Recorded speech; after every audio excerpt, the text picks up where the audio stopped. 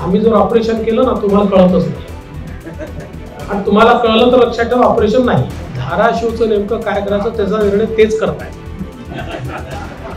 ते सगळे बसले आहेत. हमको तो बताओ कि किसके बारे में बातचीत चल रही है.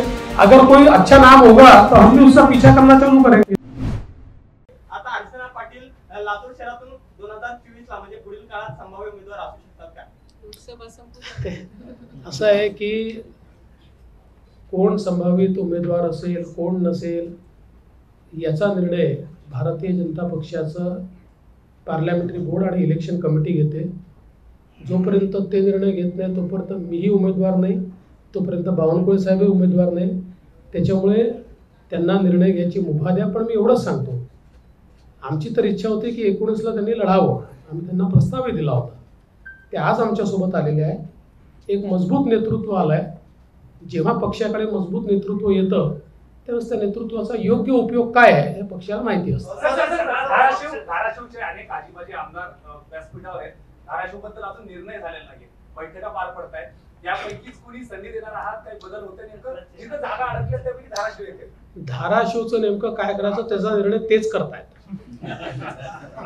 ते सगळे बसले आहेत आणि त्यांना आम्ही सांगितलेलं आहे सगळ्यांनी मिळून, म्हणजे अजितदादा, मी आणि मुख्यमंत्री मोदयांनी, की तुम्ही सगळे मिळून निर्णय करून या. मग तुम्ही जो निर्णय कराल त्याच्यावर आम्ही शिक्कामोर्तब करू.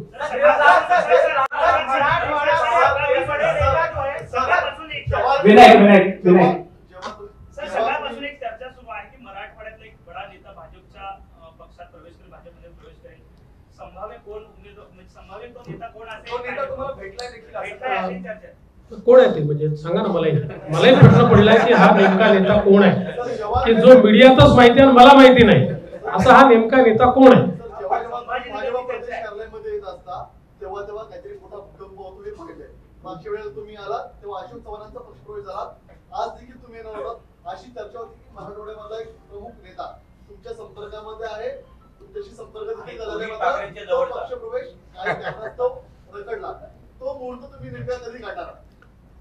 असं आहे की पहिल्यांदा तर मराठवाड्यातल्या मोठ्या नेत्यांनी प्रवेश केला आहे.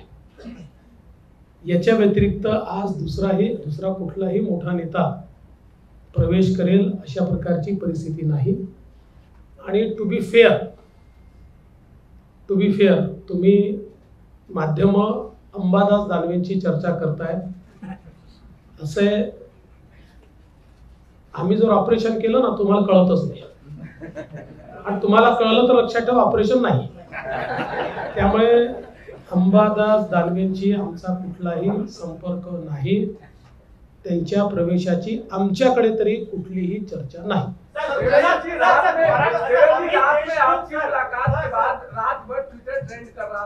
महाराष्ट्र में राजनीतिक भूकंप होने वाला है और आज ही होगा या सोमवार होगा? अरे मैं भी आपको पूछना चाहता हूँ भाई, ये भूकंप क्या है मुझे तो बताओ. जो भूकंप हम करने वाले हैं ऐसा बोला जाता है, तो उसका सस्पेंस हमारे लिए तो छोड़ो, हमको तो बताओ कि किसके बारे में बातचीत चल रही है. अगर कोई अच्छा नाम होगा तो हम भी उसका पीछा करना चालू करेंगे. रिमोट हा तुमच्या हाती असतो. ऑपरेशन कधी होतं हे खरंच कोणाला कळत नाही. मात्र सर येणाऱ्या काळामध्ये ते ऑपरेशन होणार आहे. असं आहे की निवडणुकीमध्ये काही प्रवेश वगैरे होतच असतात, काही कमी अधिक भूकंप होतच असतात. आज तरी असं कोणी नाही किंवा ज्या माणसांना तुम्ही संशयाच्या घेऱ्यात उभे करताय, to be fair to them, त्यांच्यापैकी कोणी नाही.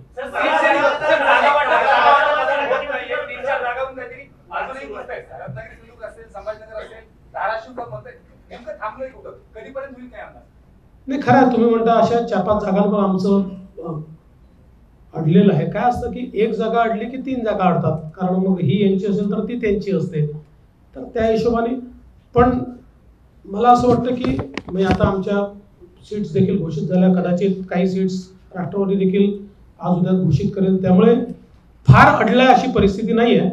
थोडंसं अडलाय, 1-2 दिवसात सॉल्व्ह करू.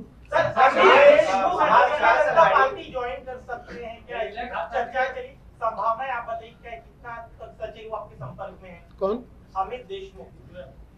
कहीं से भी मेरे संपर्क में अमित देशमुख नहीं है. उनके भारतीय जनता पार्टी के प्रवेश की कोई चर्चा नहीं है। मुझे ऐसा लगता है कि देखिए, कोई हमारा विरोधी भी है तभी उसको बिना कारण के संशय के घेरे में लाना ये ठीक राजनीति नहीं है। महाविकास आघाडी असो की इंडी अलायन्स असो, ही फ्रेंडली फाईटच आहे। गेले 4 महिने तुम्ही बघताय, हे फ्रेंड म्हणून बघतात आणि फाईट करून वापस जातात, त्यामुळे फ्रेंडली फाईटच त्यांची चालली आहे।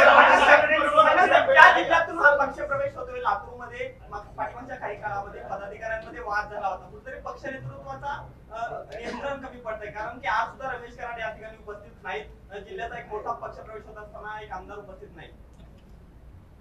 रमेश कराडांचा तर सर्वात जास्त आग्रह होता की ताईंना पक्षात घ्या। आता सगळे रोज पोचूच शकतील असं नाहीये, कोणाला काही काम असतात, काही अडचणी असतात, त्याच्यामुळे कोणाच्याही मनात काही शंका नाही, इथे कुठलाही संघर्ष नाही।